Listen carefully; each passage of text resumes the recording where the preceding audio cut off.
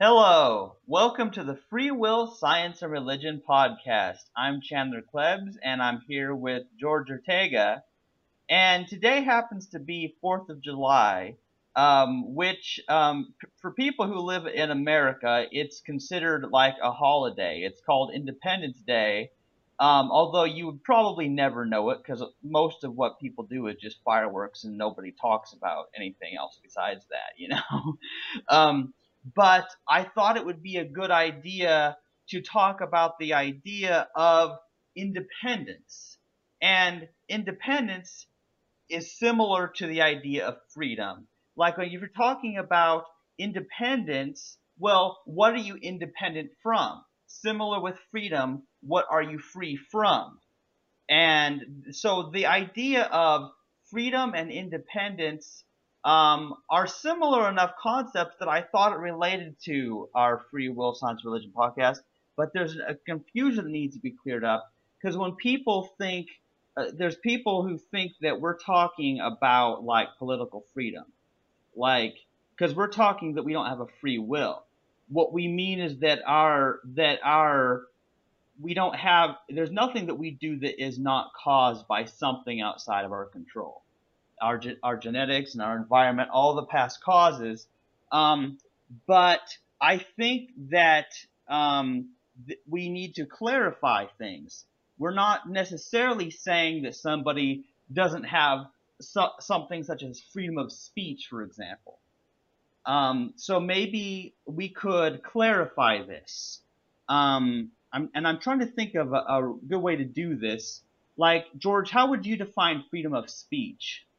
All right, freedom of speech is like a political freedom. Basically, it's a legal principle or construct that says, like, according to the law, people of a certain country or of a certain, state, whatever, are free to say whatever they want. And even with freedom of speech, there are certain limitations, but it's essentially that, like, it's not against the law to basically speak one's mind, to speak one's opinions.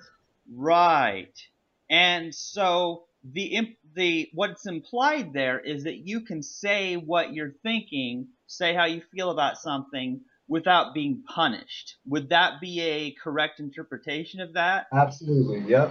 Yes. And see, this is what's interesting about it is that you can have that kind of freedom of speech where you're free to say what you want to say, but that does not mean that you have a free will. And in fact, we know that our speech is not free from prior causes. It's free from consequences, is what freedom of speech would imply. That no one's going to punish us. Exactly. And as a matter of fact, the threat of consequences is actually also part of what makes it not a freely willed speech. Exactly. Yep. Yeah, because even though we may legally have freedom of speech, people avoid saying certain things because they know people who will punish them for saying certain things, and Oh, yeah. they get bullied and hated by certain groups of people if they say something. So in a way, our speech isn't free from those types of consequences. Just social isolation. Your family disowns you because you say something they don't like, or something sort of like that. And this explains how we. That's one way in which we're not free to say everything that we think, but nonetheless, we can be for the idea of free speech. Just because we know that we don't have free will doesn't mean that we are going to punish people for saying their honest thoughts. So that's the tricky part, is that you can be pro people being honest and speaking how what they want, you know, um, but that doesn't mean that they have speech or a will that's free from causality and acausality. All right. So yeah.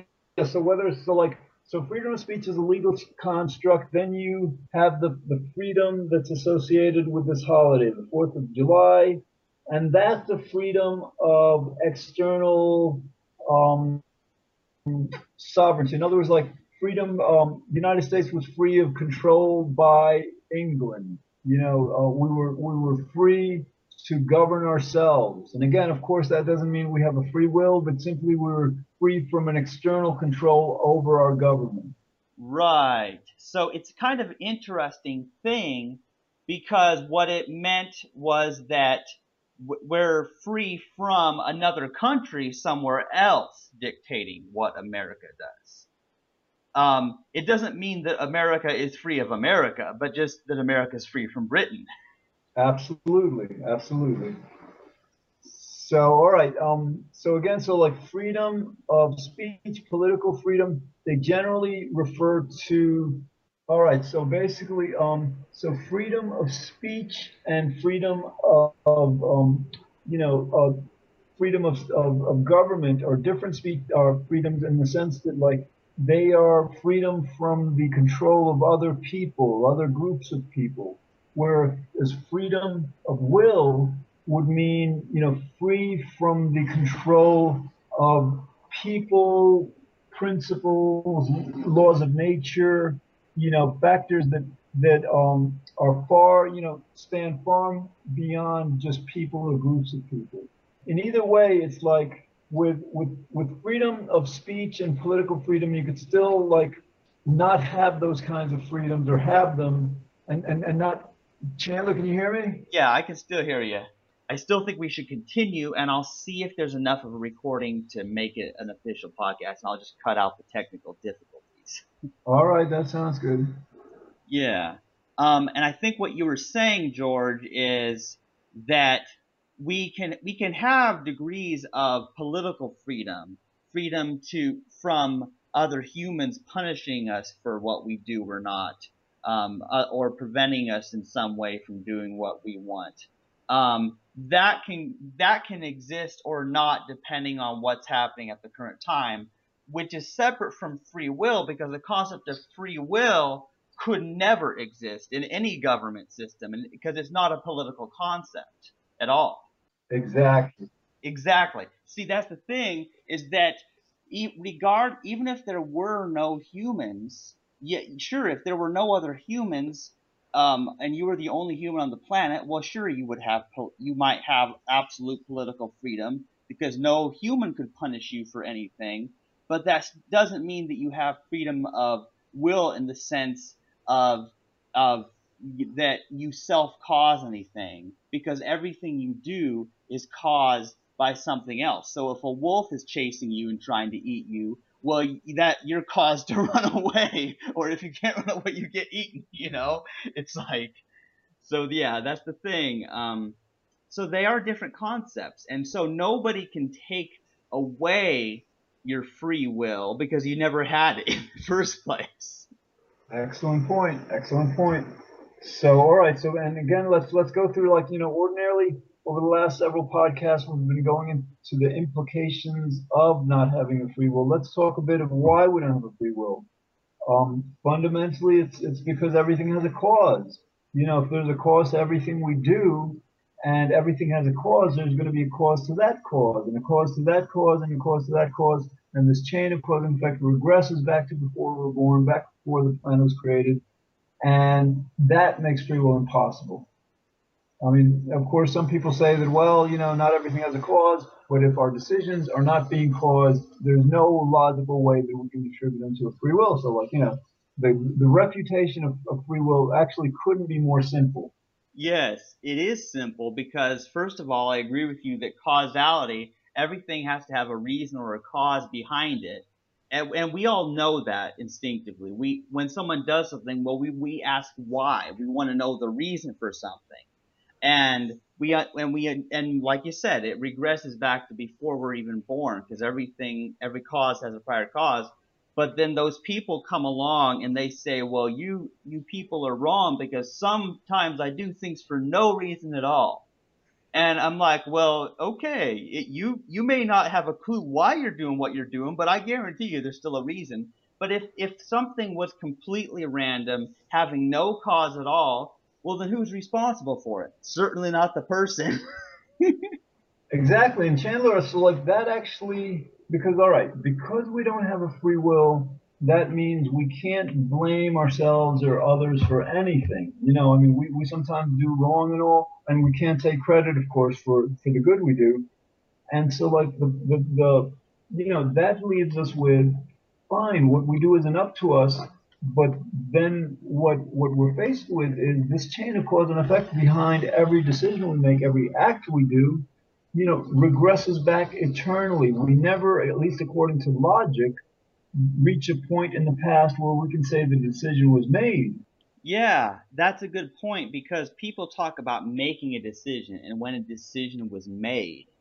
And that's a very key point because when you talk about making a decision, well, you makes it sound as if you actually created something, like you made a decision, which is kind of an interesting concept in and of itself because when you we know that, and this is kind of an analogy, but when somebody makes a sandcastle, well, they didn't make anything, they just formed the sand that was already there into a castle.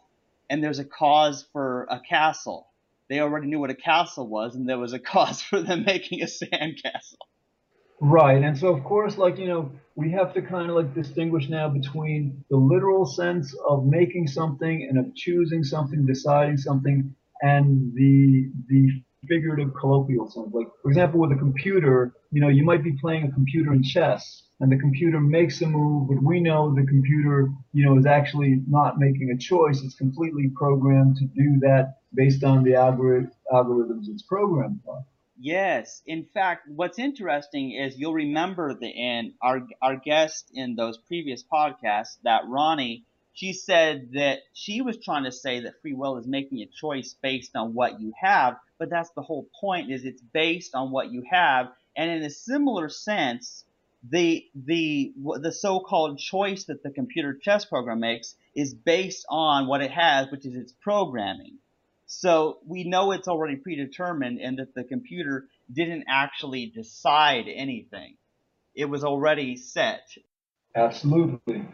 Okay, which makes, and like in a certain sense, the idea that everything is programmed, everything is predetermined, kind of makes reality somewhat surreal. I mean, like there is this kind of like a sense that what we do is up to us, but so it's illusory, it's mistaken, it's incorrect, and so now we have the second kind of like surreal aspect of reality to contend with. That like fundamentally logic breaks down. Fundamentally, this chain of cause and effect never stops regressing, so that we can neither blame or give credit for what happens to anything. And so a lot of people, for example, believe in God, and it creates a difficulty. I mean, it creates a logical difficulty, and I guess we have to, we might want to conclude that some aspects of reality transcend logic, transcend reason. I don't think we can conclude that would give us any room for free will, because like the principle of causality, certainly as it applies to human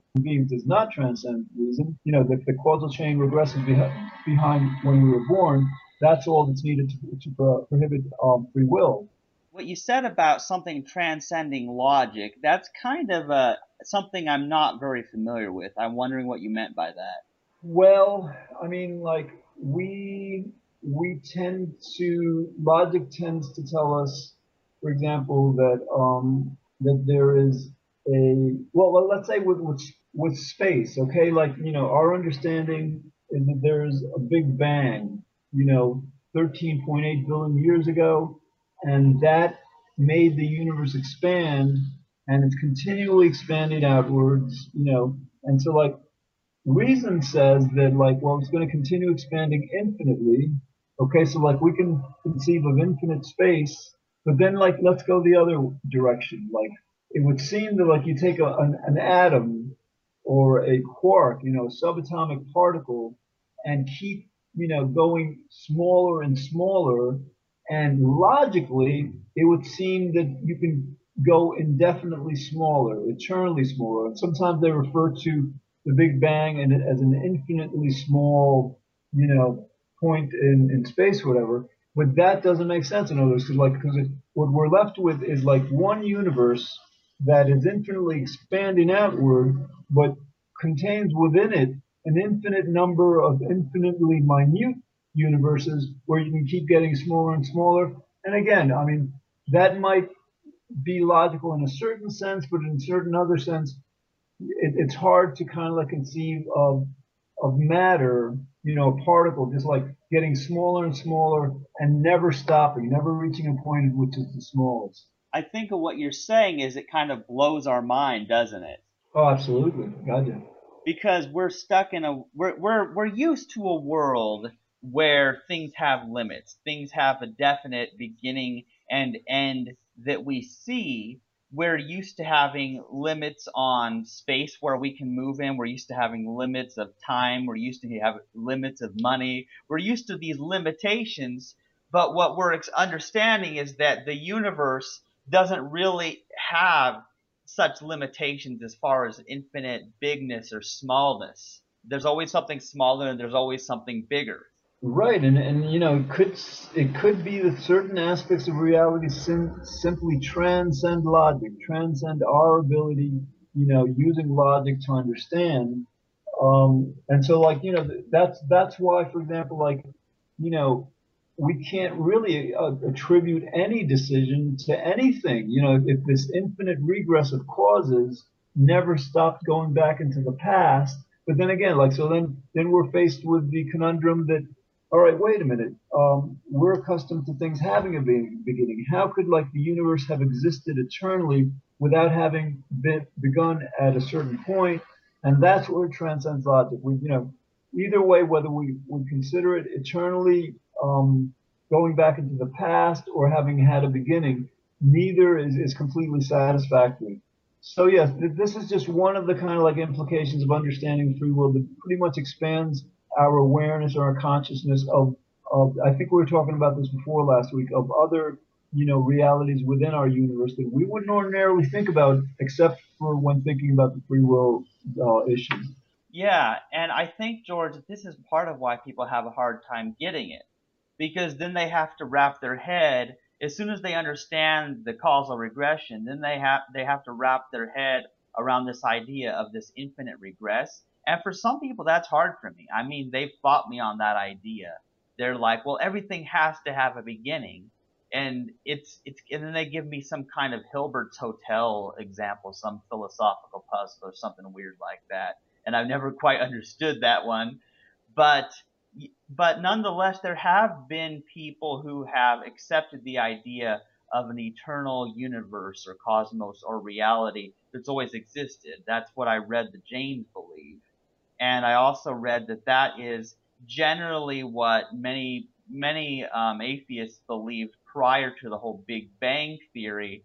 And I think that the Big Bang doesn't necessarily rule out an eternal reality or universe, but that it must fit into there somehow. But I don't know too much about that. Yeah, well, basically, the Big Bang, it's kind of like the beginning of the quote unquote observable universe, what we can observe through telescopes and all. But yeah, physicists will tell you that, like, what came before the Big Bang, we simply have no way of knowing. But, maybe eventually we will, but at this point in time, we don't. Yeah. Right. And since some things are simply unobservable to us, there's going to be gaps in our knowledge, I think, as far as that goes. But for our purposes, we don't actually need to know what came before the Big Bang. All we need to know is that what we're doing now was caused by events prior to our conception, before our lives as we know it, the known universe of ourselves, basically.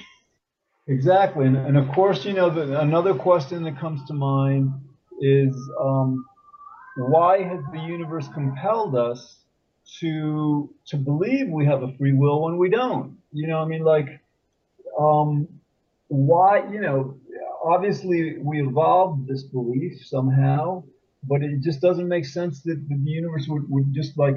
I mean, it's deceived us in other ways also. It had us believe that the world was flat and the world was completely motionless, and now we know it's we're an orb and we're traveling through space at thousands of miles per hour, maybe millions through the galaxies and all. So yeah, it just raises a lot of questions about the fundamental nature of reality. Yes, there's been many illusions that people have believed in for a long time until somebody discovered differently. Yeah, and that's like so we're at that stage now. Basically, I don't know if you know like BBC magazine this last month had a cover story refuting free will. You know, Scientific American Mind had one in 2012, New Scientist magazine in 2011. So this truth of our not having free will is emerging, you know, in the public awareness much more now than any time in human history. And so then, you know, then the question becomes like, what is our world going to be like as a result of this understanding? Naturally, I think you and I are doing this podcast, and we do, you know, our work on this to help create a better world. We believe that like the free will belief is really detrimental. It's harmful. It pits people against each other. And so like, but again, we're still left, you know, wondering why the universe would have had us, you know, believe in such a belief for so long. Well, it's kind of an interesting thing because now I'm not exactly sure how to approach that subject of why the universe would do something because I don't necessarily think of the universe as intending to do anything to us necessarily. You know what I mean? Well, yeah, yeah. I mean, like, let me think. All right, because like, here's the thing, because like, we could take a reductionistic perspective on human beings, and we could say to ourselves, well, actually, at our most fundamental level, we are atoms and subatomic atoms, and we're essentially things. But you know, when we kind of like are configured in certain biological ways, then all of a sudden we go from being a thing to a being that acts. So you know, again, like I tend to be open-minded in the sense that like what we know of the universe, let's say, comprise we only have access to about 4% of the universe that's out there.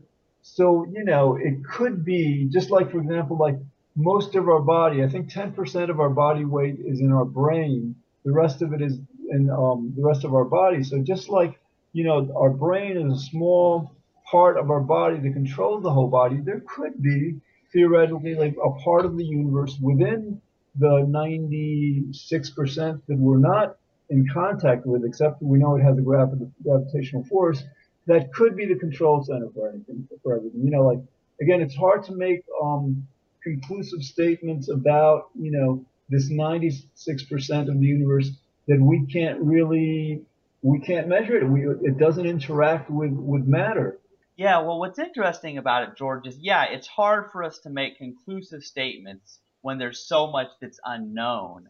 But nonetheless, while we don't have a free will, we can have our freedom of speech to say how we think things are. And so if somebody wants to think of the universe as a person or a conscious entity, I mean, that's something that I think that's reasonable to an extent. For example, let's suppose that some of the blood cells inside my body. Let's say that one is named Bob and the other's named Phil, and they're discussing between each other. Well, are we part of a big reality? You know, like you know what I'm saying? Like Exactly, exactly. yeah, that's what I'm saying is that just as these tiny living cells are part of our human bodies, that we may be very, very tiny microorganisms to some bigger thing. No, I understand absolutely. And so yeah, so all right, but like you know, it's interesting. These are like very interesting philosophical questions that we may not have the answer to now. We may eventually get answers to them, but then there's an also a much more pragmatic purpose to why we're doing this work. And naturally, it's because free will belief is so harmful in so many ways. You know, in other words, like it's one thing to like not have political freedom, but that doesn't necessarily kind of affect one's underlying. Losing my thought here. I completely lost it. Sorry, Chandler. It's been a long day. I think what you're getting at is that your political freedom or lack thereof doesn't touch on the fundamental fact that your will is causal, and that's always the same. Right, and no, more than that, it's just like the free will belief is harmful, and naturally, like lack of political freedom is harmful also, but they're different kinds of harms. In other words, like we want political freedom to kind of like do as much as we can, but um, sometimes our freedoms, our lack of freedoms, actually serve us. In other words, like we have laws that restrict what we can say and what we can do, and they're for the benefit of everyone. So sometimes restrictions on our freedom are beneficial to everyone, whereas like it's unfortunate that we don't have a free will, because if we had a free will, we'd all be completely good and completely happy. But it's just very, very important to acknowledge that we don't have a free will, because to the extent we believe we have a free will, we are blaming ourselves and others so much. It creates so much conflict, so much blame, so much animosity, that's there's a great benefit to our world, overcoming the belief. Yes, and that's why it's so important, George, because we blame other people and think, hey, they could have done otherwise, so why didn't they? Why did they choose to do this? And then you start hating them and being all angry at them and all. So that's one thing. But the other side that's so harmful is that you end up blaming yourself and like, well, why am I not able to throw this basketball in this hoop, or why am I not able to communicate effectively with this person, which has been my problem, being kind of an autistic, socially troubled dude. I've had those times in my life where I blamed myself, like, oh, I said the wrong word, and then they misunderstood me. So then I had that self blame, like, oh, I'm too stupid, and why can't I choose to say the right words? Yeah, and so that's another benefit. And another benefit that I can think of is like, we're not taught very well how to think critically in school, because if we were taught, critical analysis, just logic in school, I think there'd be very few people in the world that don't get the free will delusion. So like, there's certain aspects of reality, like the theory of relativity and evolution and certain kind of like scientific discoveries, like the fact that the world is an orb and not flat and all, that to most people, they have to take it on faith. They have to take it on faith that, like, we've photographed the Earth from outer space, and there's certain ways of understanding that the world is an orb. That, for example, if you live in the Midwest and there's no ocean around you, or in like another continent, that there's no way you could know. You could see, for example, ships sinking into the distance, and understand, or at least get a clue that the world is an orb. But the thing with free will, in terms of like helping people to learn how to think, is like we don't need to understand complex physical, astronomical, biological principles, as with astronomy and evolution, to understand that we have a free will. In other words, the free will matter is a matter that's open to everyone, regardless of like level of education in various fields. Yes. And another thing that's important is that those other things, the world being an orb as opposed to flat, isn't really that big of a deal, as opposed because it doesn't keep you from living a happy life. But free will belief and the blame and shame and guilt and hatred and war that ensues from that, well, that does keep us from having a happy life. Absolutely, absolutely. That's why we're doing this. So like, the hope is like, let's say people get it in like 10 years, that everybody pretty much accepts that free will is an illusion, and they start teaching it in school. They start, many people start publishing books on it. People finally get it. So like in 20, 30, and 40 years, this world would be so much more peaceful, because like the free will belief creates so much conflict. Yes. And what's so interesting about it is that in a certain sense, I think that things can be arranged as long as we make it clear that we're not talking about political freedom when we're talking about not having a free will. Because I think that hopefully we've cleared up some of that confusion, because it's not the same thing, you know. No, I know, and it's difficult to do an entire show on it, because it's pretty easy to understand, right? I mean, like political freedom is about like people restricting one's freedoms, whereas like, lack of free will is about like nature, the laws of nature. That's a very good way of thinking about it. For example, I may be free to speak what I actually feel in English, but I am not free to start speaking in French or German because I don't have the causality to speak those languages. I don't know those languages. And another example is, freedom of religion. Well, since I was raised Christian, and then I left that, but I never grew up in a Hindu culture or Muslim culture, and so I was not free at any time in the past or even now to be any different as far as religious belief than I am now either. The way I am now is the way it had to be given the past causality. And so freedom of religion amounts to little more that no one can kill you for believing a certain religion, basically. That's a great point. Absolutely.